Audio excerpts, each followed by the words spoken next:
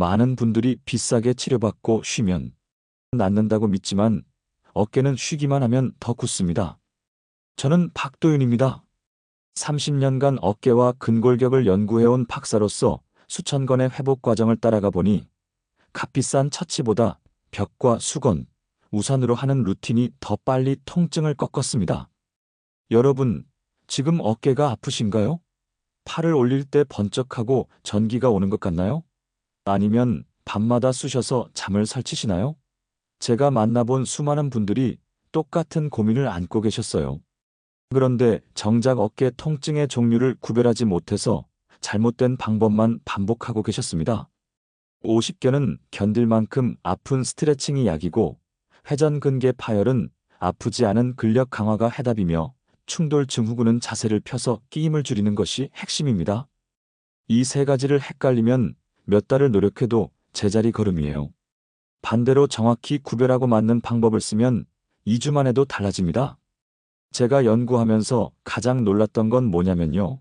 병원에서도 정확한 진단을 받았는데 집에 돌아가면 그 방법을 제대로 실천하는 분이 드물다는 거였어요. 이유는 간단했습니다. 일상 속에서 어떤 동작을 피하고 어떤 동작을 늘려야 하는지 구체적으로 몰랐던 거죠. 오늘 그 반전의 순서를 정확히 알려드리겠습니다. 철봉에 매달리는 게 좋을 거라고 생각하셨나요? 오히려 파열을 키울 수 있습니다. 어깨를 많이 쓰지 말아야 한다고 생각하셨나요? 50견은 쓰지 않으면 더 굳어요. 이런 반전들을 하나하나 짚어드릴 겁니다. 이 내용 처음 들으셨다면 오늘이 어깨 인생의 전환점이 될 수 있습니다. 지금부터 여러분 어깨가 어떤 상태인지, 어떤 순서로 회복해야 하는지, 그리고 당장 오늘부터 뭘 바꿔야 하는지 명확하게 보여드리겠습니다. 여러분 어깨 상태는 어떠신가요? 댓글로 어떤 동작이 가장 불편한지 적어주세요. 장모님은 겨울 외투를 걸 때마다 어깨가 번쩍하고 아파서 옷장 문을 닫아두셨습니다.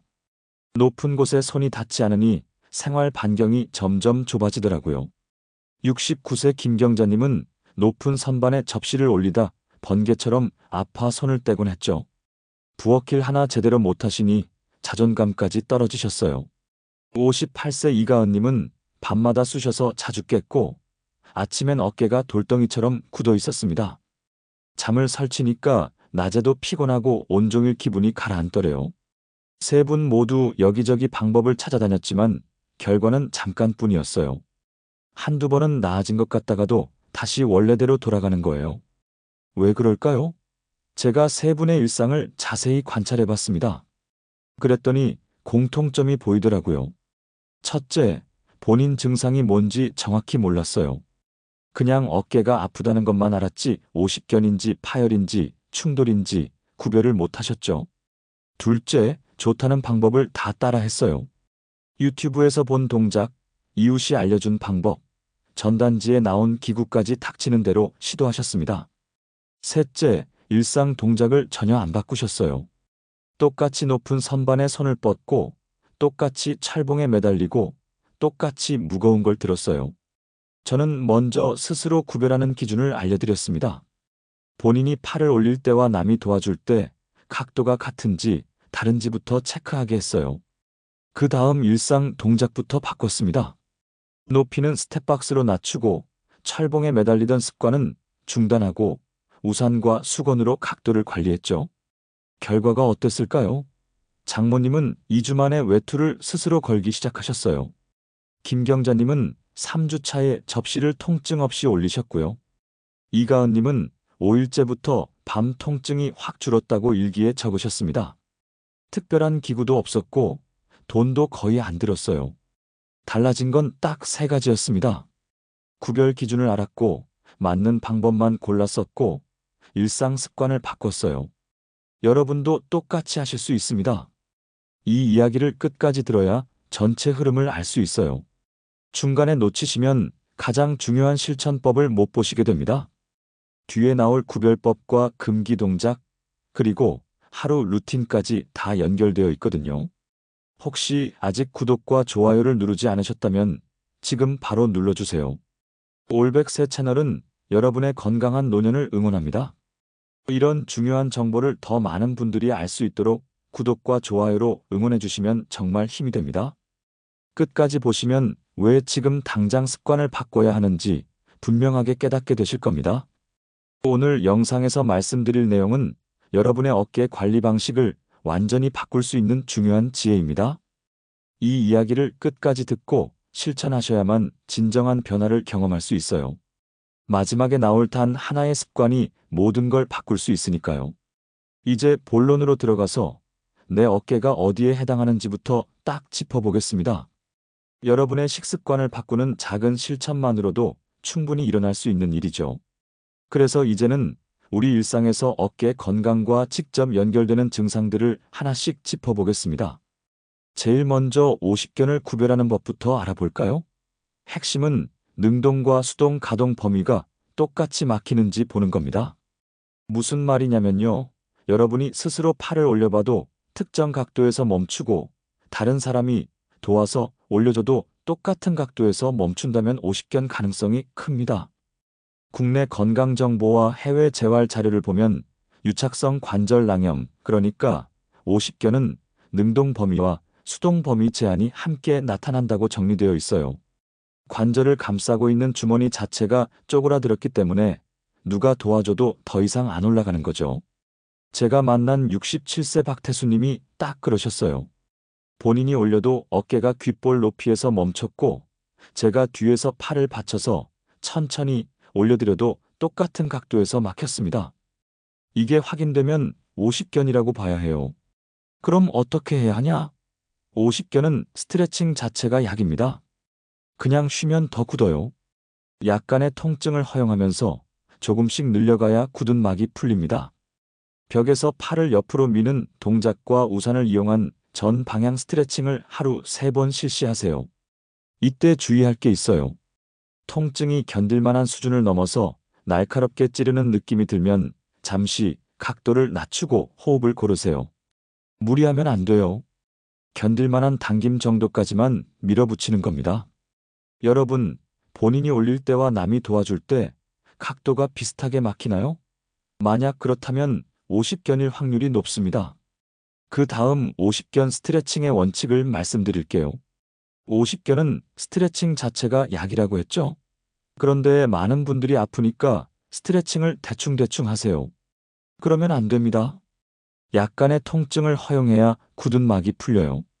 국내 재활 자료와 해외 근거 요약을 보면 점진적 신장 운동이 기능 회복에 유의하다고 보고하고 있습니다. 매일 조금씩 각도를 늘려가는 게 핵심이에요. 한 번에 욕심내면 다칩니다. 58세 이가은님이 좋은 사례예요. 우산 보조 스트레칭을 9일 동안 꾸준히 하셨는데 밤 통증이 먼저 줄었대요. 낮에는 아직 각도가 많이 안 올라가는데 밤에 쑤시는 게 확 줄어드니까 잠을 푹 자게 되더래요. 잠을 자니까 낮에도 기분이 좋아지고 스트레칭을 더 열심히 하게 되고 그러다 보니 각도도 따라 올라오더랍니다. 앞쪽, 옆쪽, 뒤쪽, 아래쪽을 모두 늘려야 해요. 관절 주머니 전체를 고르게 펴야 합니다. 한 방향만 집중하면 다른 쪽은 그대로 굳어 있어요. 각도는 하루에 한 뼘씩만 욕심내세요. 너무 급하게 늘리면 다음날 더 아파서 며칠 쉬게 되고 그러면 또 굳습니다. 스트레칭 후에는 어깨를 부드럽게 털어주세요. 긴장을 풀어주는 거예요. 만약 어지러움이 느껴지면 즉시 중단하고 앉아서 쉬세요. 무리하지 마시고요.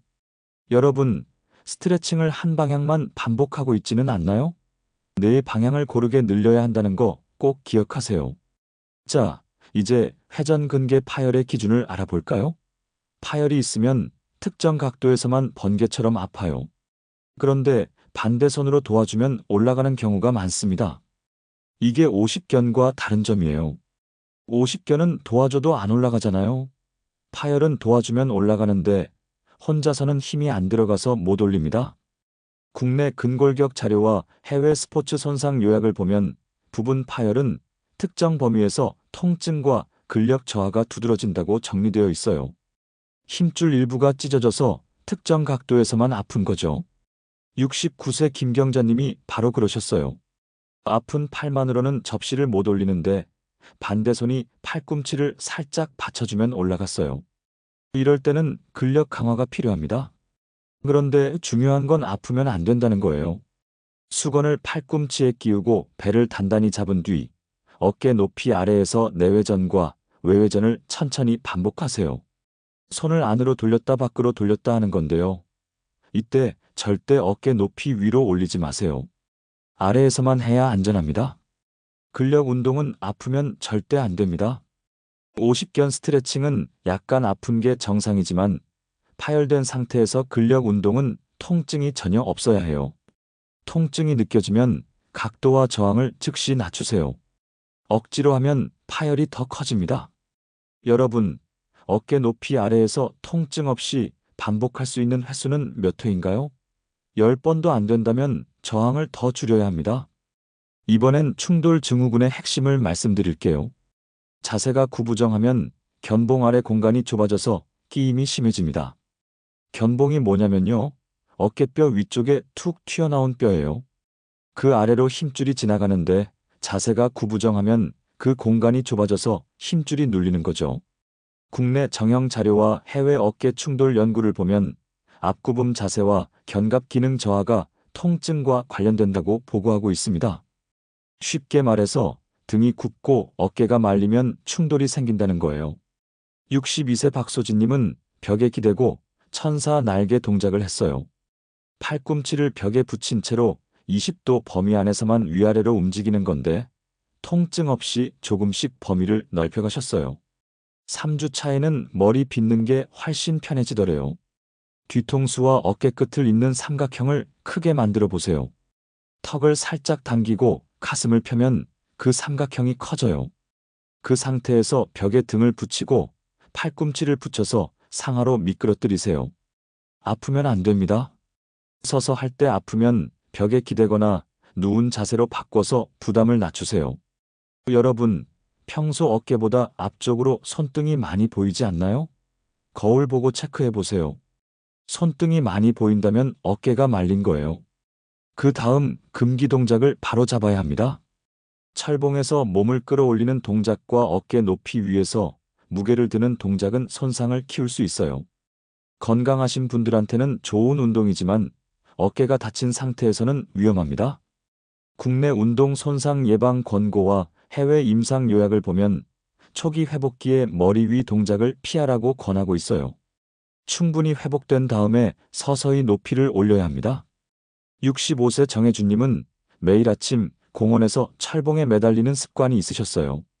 건강에 좋을 거라고 믿으셨죠. 그런데 제가 중단하라고 했더니 처음엔 불안해하셨어요. 운동을 안 하면 더 나빠질 것 같다고요.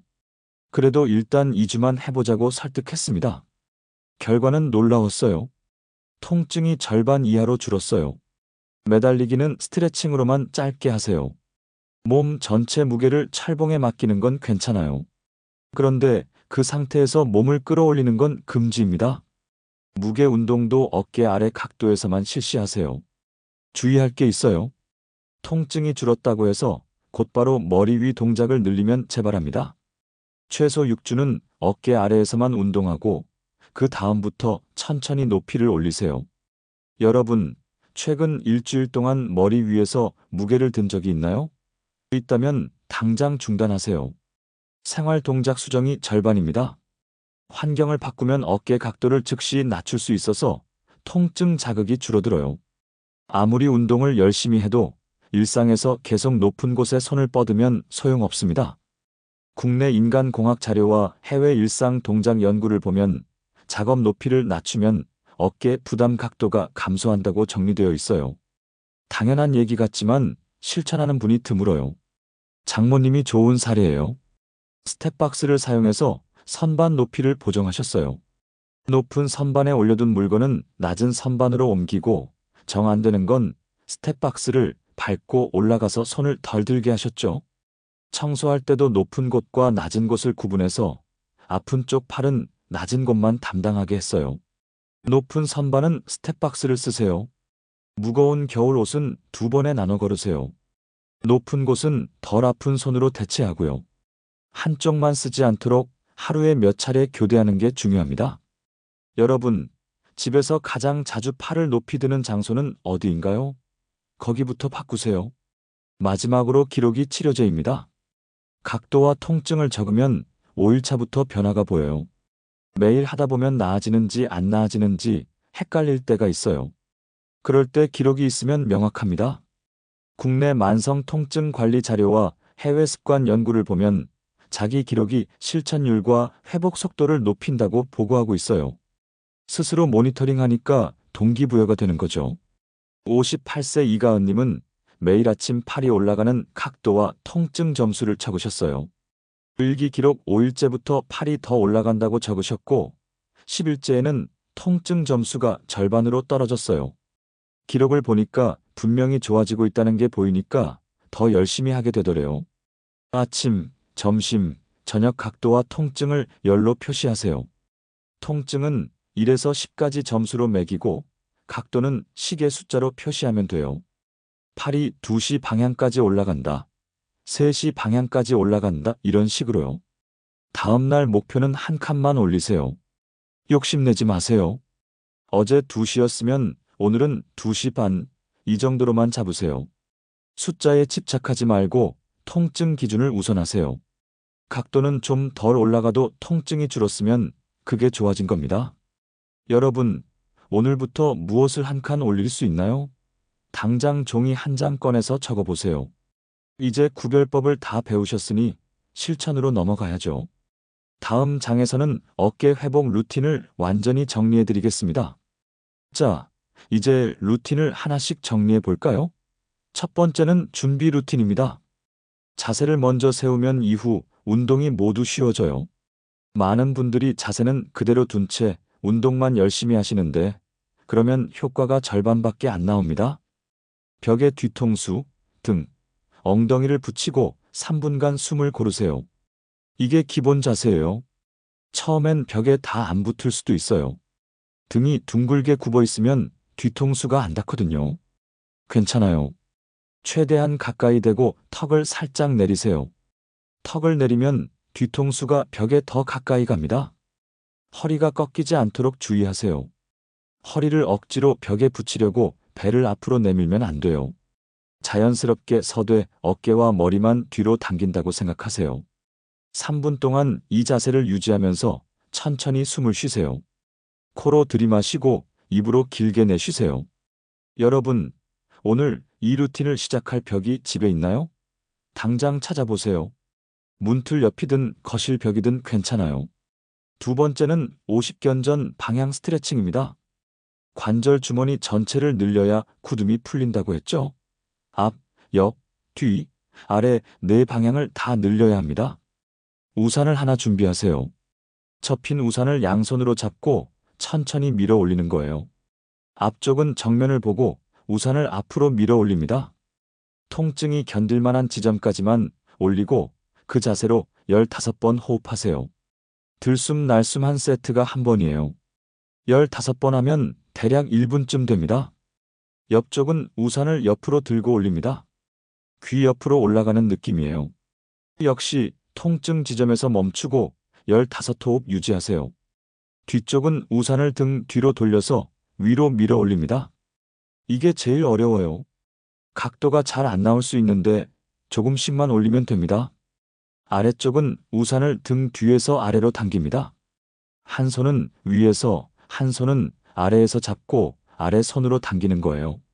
이것도 15호흡씩 유지하세요. 통증이 날카로우면 각도를 한 단계 낮추세요. 억지로 참으면 안 돼요. 견딜만한 당김까지만 밀어붙이는 겁니다. 매일 하다 보면 각도가 조금씩 늘어나요. 오늘 앞쪽이 시계 1시까지 올라갔다면 내일은 1시 반, 모레는 2시 이런 식으로 늘어갑니다. 여러분, 네 방향 중 어디가 가장 빡빡한가요? 그쪽을 조금 더 신경 써서 늘리세요. 세 번째는 회전근개 파열 펭귄 동작입니다. 어깨 뒤쪽 근육을 안전하게 깨우는 운동이에요. 수건을 팔꿈치에 끼우세요. 작은 수건을 돌돌 말아서 팔꿈치 안쪽에 끼우는 거예요. 그 상태에서 팔꿈치를 배에 단단히 붙이세요. 팔꿈치가 배에서 떨어지면 안 됩니다. 딱 붙인 상태에서 손날이 보이도록 손을 바깥으로 천천히 돌리세요. 펭귄이 날개를 벌리듯이 팔꿈치는 고정하고 손만 바깥으로 나가는 거예요. 이게 외회전 운동입니다. 반대로 손을 안쪽으로 돌리는 건 내회전이에요. 손등이 배에 닿을 만큼 안으로 돌렸다가 다시 바깥으로 돌리세요. 천천히 10번씩 반복하고 통증이 없으면 3세트까지 늘리세요. 통증이 생기면 저항을 즉시 줄이세요. 수건을 빼거나 각도를 더 작게 하면 돼요.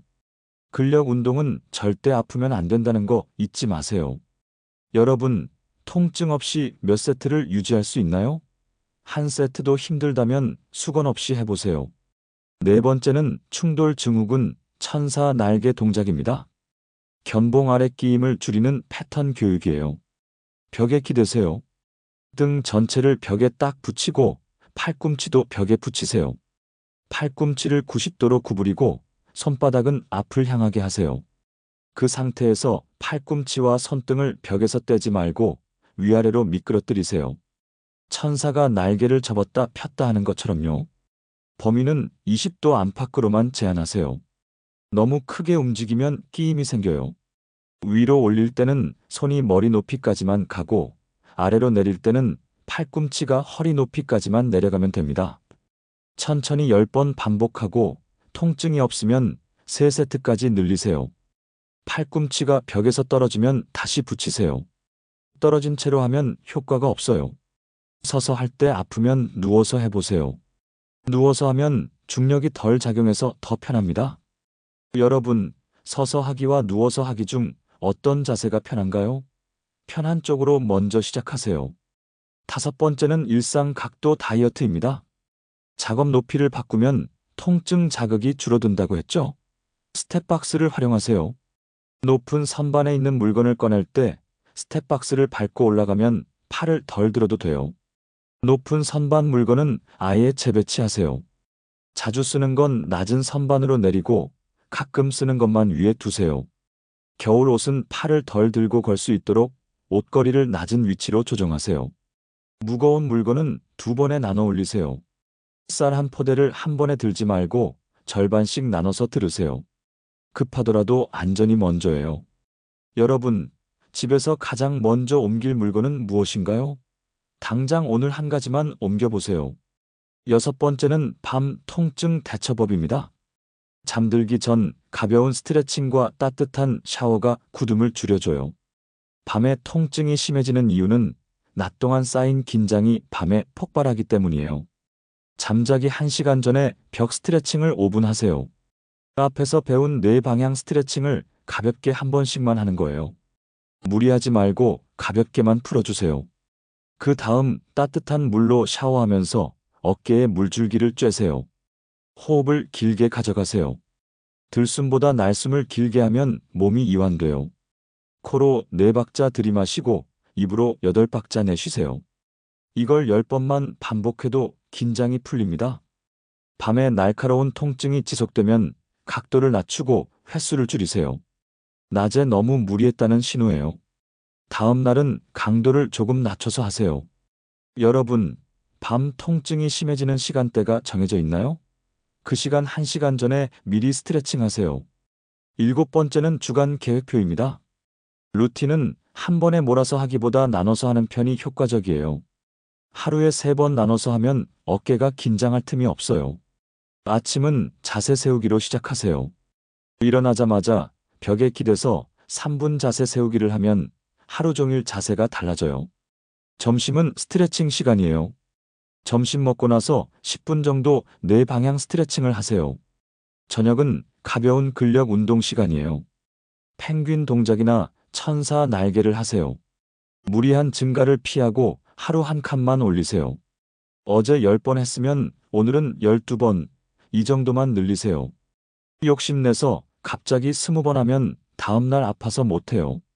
여러분, 내 생활에 맞는 3칸은 언제인가요? 아침, 점심, 저녁 중에 언제가 편한지 정해보세요. 8번째는 금기와 대체 방법입니다.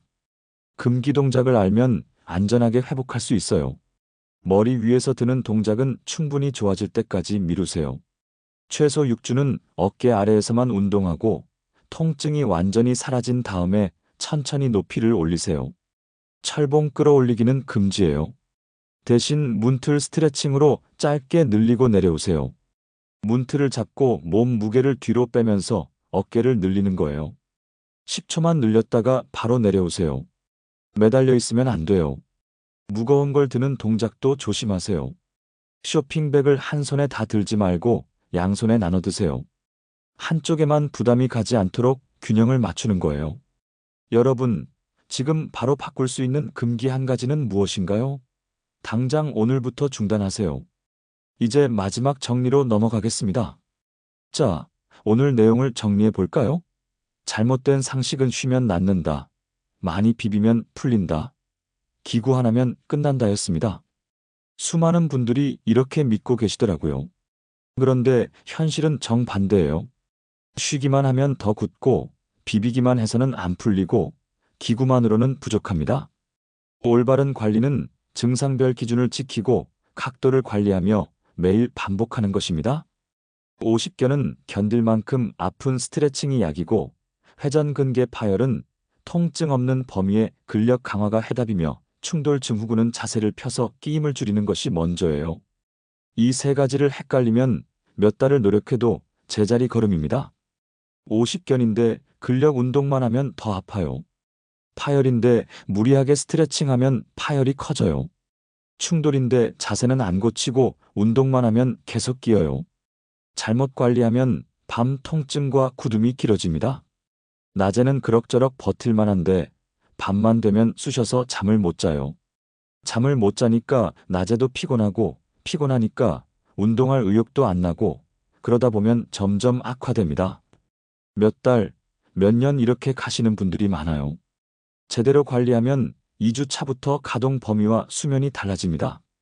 처음 일주일은 크게 안 변한 것 같아도 2주 차 되면 분명히 느껴져요. 팔이 조금 더 올라가고 밤 통증이 확 줄고 아침에 일어날 때 굳은 느낌이 덜해요. 4주 차 되면 일상생활이 편해집니다. 옷 입고 벗기가 수월해지고 머리 빗기가 편해지고 높은 곳 물건 꺼내기가 가능해져요. 6주 차 되면 대부분 정상생활로 돌아갑니다. 물론 완전히 다 나은 건 아니지만 일상에 지장이 없을 정도로 좋아져요. 오늘 당장 실천할 단 하나는 벽에서 3분 자세 세우기입니다. 뒤통수, 등, 엉덩이를 벽에 붙이고 코끝을 살짝 내린 채 호흡을 고르세요. 이게 기본이에요. 이것부터 시작해야 다음 단계로 갈 수 있어요. 자세가 안 잡힌 상태에서 스트레칭하고 근력 운동해봤자 효과가 절반밖에 안 나옵니다. 자세부터 세우세요. 그 다음에야 스트레칭과 근력을 올바른 순서로 쌓을 수 있습니다. 50견이면 네 방향 스트레칭을 하루 3번 하세요. 파열이면 펭귄 동작으로 근력을 키우세요. 충돌이면 천사 날개로 패턴을 교육하세요. 헷갈리지 마시고 본인 증상에 맞는 것만 골라서 하세요. 그리고 생활 습관을 바꾸세요. 높은 선반 물건을 낮추고 스텝박스를 준비하고 무거운 걸 나눠 들고 철봉 끌어올리기는 중단하세요. 운동만 열심히 하고 일상은 안 바꾸면 소용없어요. 매일 기록하세요. 각도와 통증을 적으면 5일차부터 변화가 보입니다. 기록이 있어야 동기부여가 돼요. 나아지는 게 눈에 보이니까 더 열심히 하게 되고 더 열심히 하니까 더 빨리 좋아져요. 30년간 어깨와 근골격을 연구해오며 시니어의 일상을 바꾸는 기준을 정리해왔습니다. 제가 만난 수많은 분들이 이 방법으로 어깨를 되찾으셨어요. 장모님도, 김경자님도, 이가은님도 모두 특별한 기구 없이 집에서 꾸준히 하셔서 좋아지셨습니다. 여러분도 똑같이 하실 수 있어요. 늦은 나이는 없습니다. 60대든 70대든 80대든 꾸준히 하면 분명히 좋아져요. 포기하지 마세요. 다음 영상에서는 재발을 막는 날개뼈 훈련과 손목 자세까지 이어서 보여드리겠습니다. 어깨가 좋아졌다고 해서 끝이 아니에요. 재발 안 하려면 날개뼈 움직임을 키워야 하고 손목 각도도 함께 관리해야 합니다. 다음 영상에서 자세히 알려드릴 테니 기대하세요. 여러분 생각은 어떠신가요? 댓글로 가장 바꾸기 쉬운 습관 한 가지를 적어주세요. 벽에 기대기인가요? 높은 선반 정리인가요? 철봉 중단인가요? 여러분의 실천 의지를 댓글로 보여주세요. 함께 응원하겠습니다.